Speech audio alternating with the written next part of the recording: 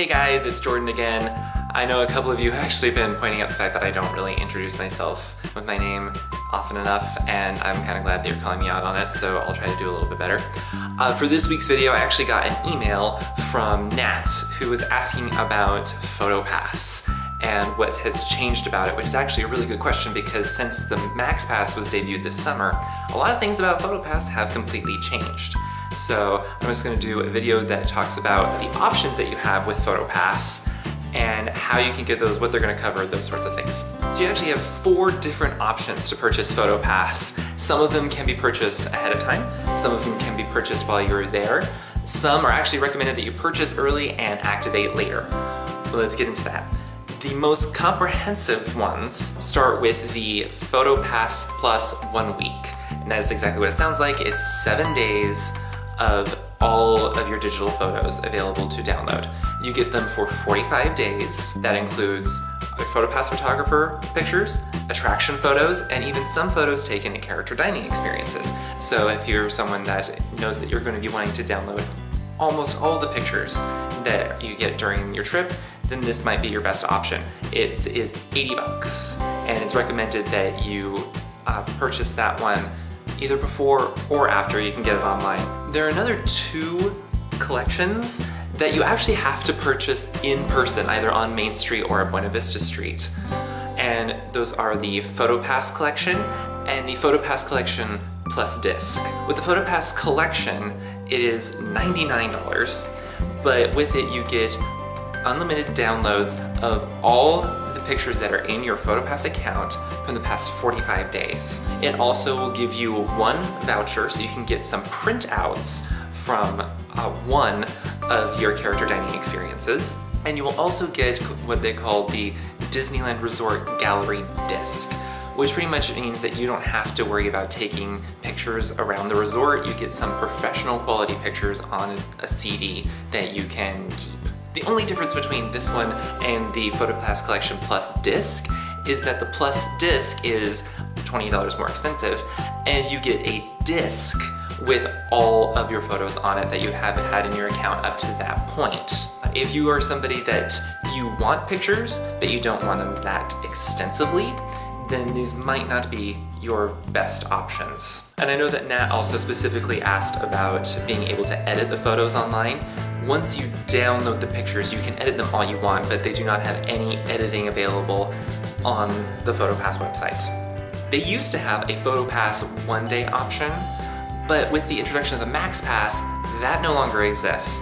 Really, the reason that you're paying for the Max Pass, that thing that everyone talks about because of the digital fast passes, the reason you're paying for it is because of the PhotoPass that is included. The Max Pass is $10 per person per day. The perk of it is the digital fast passes, but really they're trying to use it to push PhotoPass. And this can actually be a really great deal.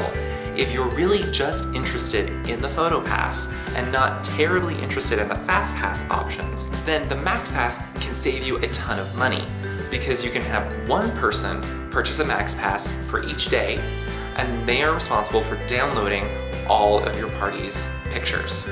That can save you a lot of money. However, if you do want to use the digital fast passes, then every person in your party must purchase the Max Pass individually.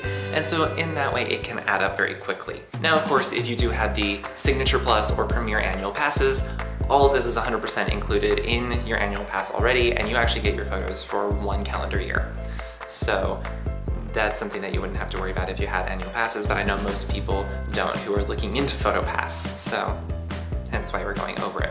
Now, before the Max Pass, when they had the PhotoPass 1-day pass, it was common practice for people to collect a whole bunch of attraction codes and PhotoPass cards, and then go home, look at all the pictures online, and determine which days they want to purchase PhotoPass, so they don't have to purchase every day, they can just purchase certain days. Well, now, that's not quite the way the Max Pass works, and so it doesn't really work out that same way as far as I understand. In that instance, you're gonna wanna do the PhotoPass 1 week, which then you can still purchase it after the fact and link your photos to it.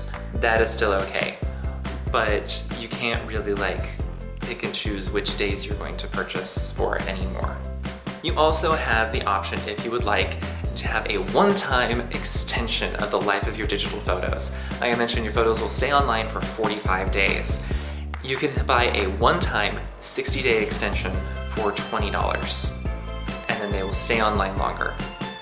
I don't know exactly when that's going to come in handy, but it very well might, and so it's important to know that it's there, but I don't know how often people use it.